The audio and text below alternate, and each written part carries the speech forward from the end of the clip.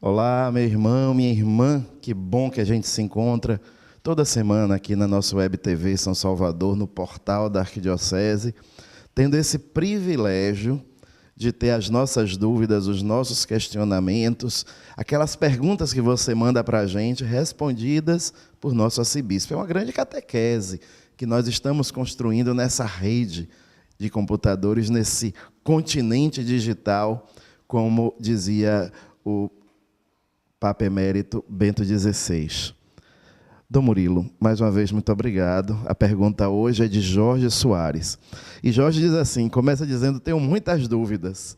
Que bom, Jorge. Só quem tem dúvida cresce na fé. A gente precisa estar sempre questionando e procurando respostas. Também não vale ser rebelde sem causa, né? Ter só as dúvidas e não procurar respostas. Mas você procura. E ele pergunta o seguinte, Dom Murilo, ouvimos sempre o título Imaculada Conceição. Mas, afinal, o que é a Imaculada Conceição de Maria?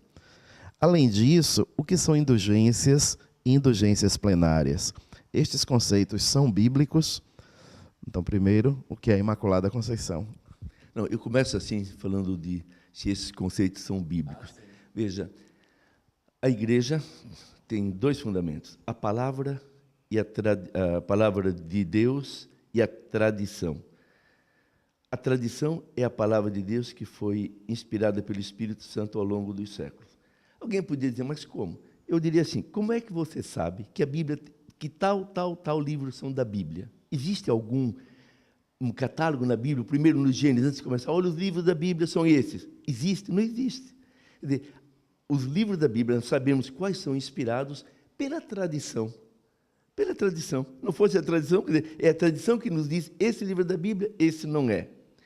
Então, essa é a primeira coisa. Então, nem tudo que a Igreja ensina está lá, explícito na palavra de Deus. São João terminou o Evangelho dizendo, muita outra coisa Jesus falou e fez, e não foram escritos nesse livro, e se fosse escrito, nem o mundo todo caberiam tantos livros. Então, a Igreja sabe que muitos ensinamentos foram sendo transmitidos de geração em geração, oralmente, e alguns aos poucos colocados por escrito. Então, Imaculada Conceição. Desde o início do cristianismo, nasceu uma convicção, e quando nasce de uma forma geral, que vai se avolumando, sem dúvida, é a ação do Espírito Santo.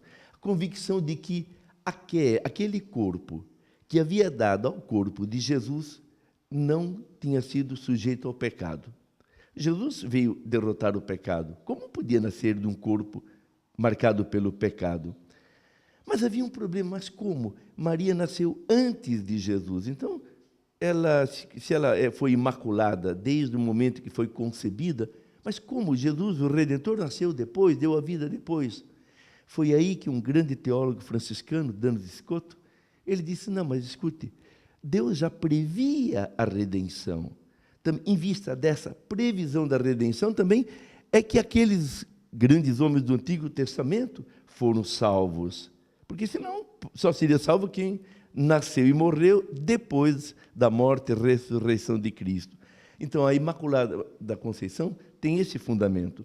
Em previsão dos méritos de Jesus Cristo, Maria foi concebida. E qual é o fundamento bíblico? O anjo, o enviado de Deus, Gabriel, quando chegou diante de Maria, ele disse uma expressão que é caritomene, cheia de graça. Foi o anjo, o enviado de Deus, que disse que ela era cheia de graça. Se alguém é cheia de graça, não há espaço para o pecado, está cheia de Deus. O que é o pecado? É falta de Deus, ausência de Deus. O anjo, em nome de Deus, ele falou em nome de Deus, veio fazer um convite em nome do Senhor, ele que disse que Maria era cheia de graça. Portanto, nunca teve espaço para ela, no coração dela, para o pecado. Então, ela foi concebida sem pecado, em vista dos merecimentos de Jesus, e Jesus nasceu, então, de uma imaculada, de alguém que desde a sua conceição, o primeiro momento do seu nascimento, não foi atingida pelo pecado e, portanto, nem pelas consequências do pecado, nem pela concupiscência, que é aquela inclinação para o mal.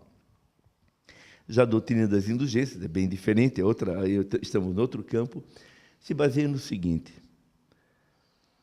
um pecado é uma ofensa a Deus. Davi, ele diz, foi contra ti, Senhor, que eu pequei. Fiz o que é mal aos teus olhos. Isso é grave, porque é a santidade, é a grandeza de Deus que é ofendida com o meu pecado.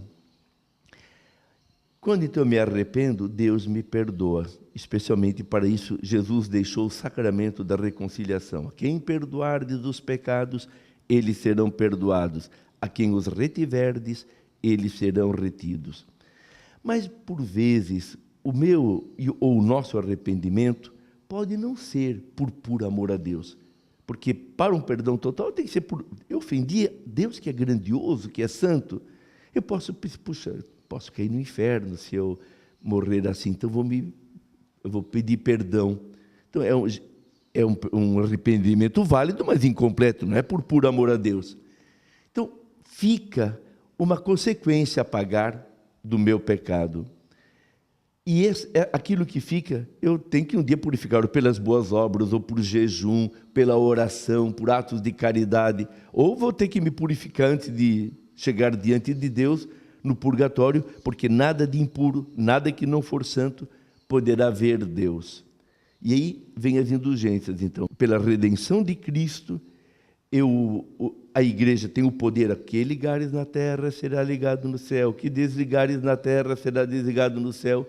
Cristo deixou à igreja poderes para dar meios de eu me purificar daquelas penas. Eu vou dar um exemplo. Você quer pregar um quadro na parede da sua casa.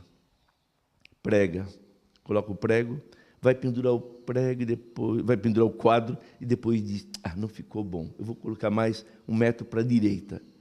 Aí você tira o prego.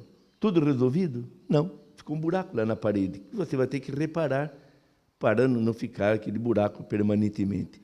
Então, aquele buraco são aquelas penas que a gente tem que pagar, pode pagar aqui na terra, como eu lembrei, caridade, jejum, oração, boas obras, ou pelas indulgências. Obtendo indulgência, Deus me perdoa também essas penas que eu deveria, de alguma forma, pagar para estar em condições de ver Deus.